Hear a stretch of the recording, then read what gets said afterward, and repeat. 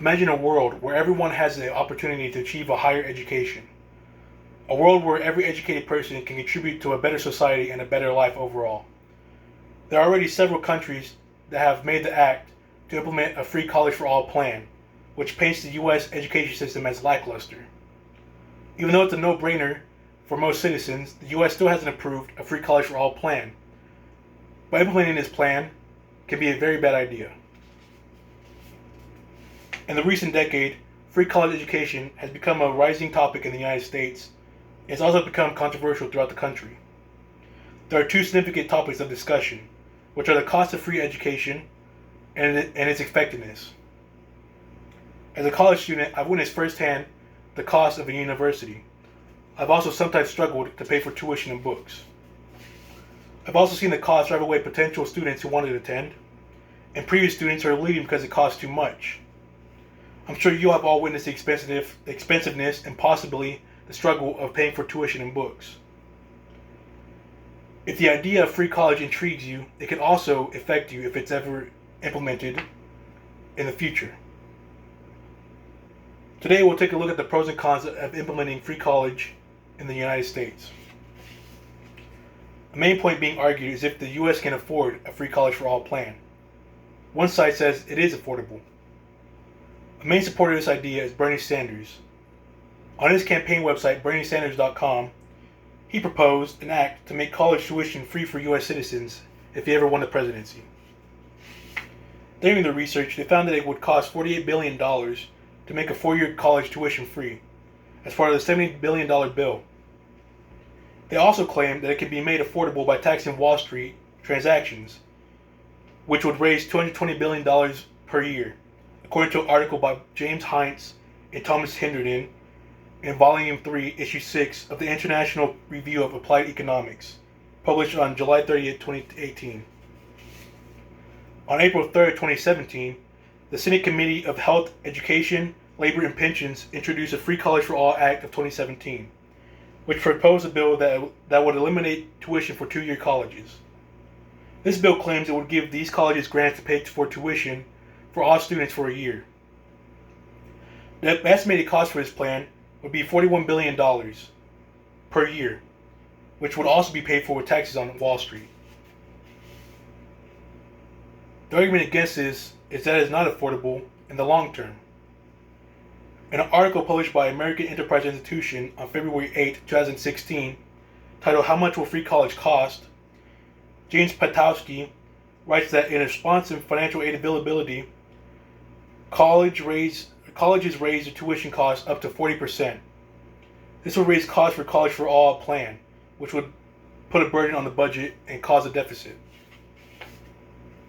Another article published by Quillette titled "The High Cost of College for All", Daniel Friedman argues that even with free tuition, there will still be a lot of fees to pay for. Accounting for 17 million college students in 2018, the $70 billion act would only allot $4,400 for each student. This is minuscule to the average $15,000 tuition for in-state 4-year colleges. He also adds that even though politicians claim that taxing Wall Street will pay for this, in the future it would also affect other taxes. Now that we know the arguments for cost of free college, we can assess its effectiveness on whether it will increase the enrollment rate and completion rate for colleges. One says yes, having tuition-free college will increase enrollment. In an article published by the National Education Association titled "It's Time for a Push for College", Max Page and Don Clausen argue that a higher education has become a necessity, such as a high school education. It is a pathway to a more stable life and a better society. They also add, spending more on college can bring an influx of student enrollment, such as a College for All plan. By making college affordable, it will bring more willing students who have avoided college due to the costs. In an article published by The Atlantic on March 23, 2017, titled "Measuring College Unaffordability", author Emily DeRury states 95% of 200,000 colleges are unaffordable for low-income students. Even with federal financial aid, a low-income student could only afford 3% of these colleges.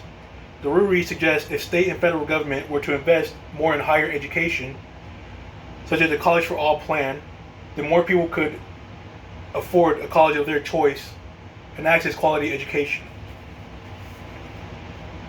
The argument against this is that enrollment may increase, but completion rates would not. An article published by the Dallas News titled "Clinton's Free College Would Plunder Taxpayers and Dupe Students" on August 15, 2016, Jack Chambliss argues that making college free would trick students in a state of belonging. They would enroll to a college to only find that they are not up for the job for the rigorousness of higher education. This would waste money throughout the future. In an article published by the National Review titled "Why States Should Abandon the Free College Movement" on March 19, 2018, Jennifer Walsh states that California's free waivering program is not effective. This program helped more than half of California's community college students, but only 6% completed career tech programs, and fewer than 10% completed two-year colleges programs in 6 years. She claims that when students are able to register with little to no cost, they may find it easier to walk away from a course or program that they wouldn't if they paid for it. Making colleges free or more affordable may increase enrollment rates, but it's unlikely to increase completion rates. The pros and cons provide great arguments on free college. There has been much research on both sides, and it's essential that public should hear both sides of this story before pushing free college. This controversial topic of free college has all taken a spotlight in the recent decade in the United States. It raises questions on both sides, its cost and effectiveness. As a college student, I can see the benefits of a free college tuition, but I can also see the disadvantages of the plan, especially cost and effectiveness. Since this is a college class, and you all are college students, I hope you can see the relevance of free college. I also hope my analysis has helped you understand both sides of the argument, both for and against. Free college can be achieved to make a better world, but at what cost? This question gets raised for all major plans, such as free college. It is important for not only politicians, but the general public to question as well.